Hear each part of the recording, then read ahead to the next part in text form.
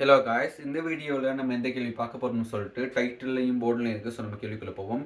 கேள்வியில் என்ன சொல்கிறாங்க அப்படின்னு சொன்னால், ஒரு செவ்வட்ட உருளை இருக்கான். இந்த உருளையிட்டு ஆரை வந்து ஆர்னு சொல்கிறாங்க. அதே சமயம் இதுக்கு உயரம் வந்து ஹெச்ன்னு சொல்கிறாங்க.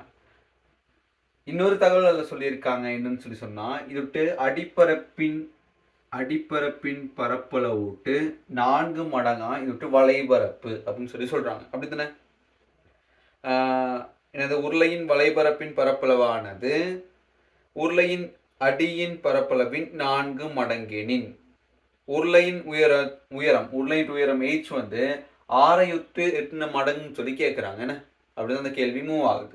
ஸோ நம்ம h வந்து எத்தனை ஆறா இருக்கும், ஆறின் எத்தனை மடங்கு அப்படின்னு நம்ம கண்டுபிடிக்கணும்.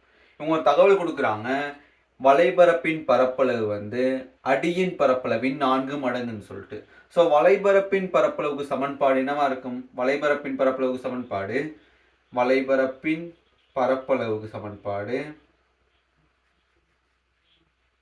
எதுக்கு சமனா இருக்கும் அப்படின்னா 4 அடிப்பரப்பின் பரப்பளவு. அப்படித்தானே?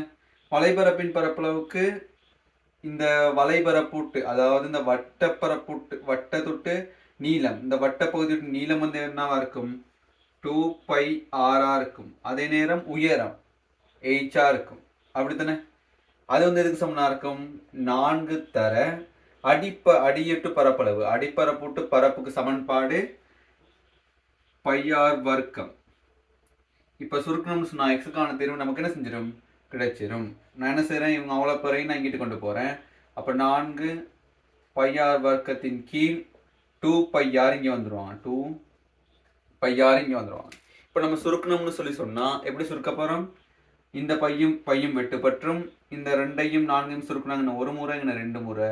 ஆர் இங்க ஆர் வர்க்கம்ங்கிறது ஆர் தர ஆர்.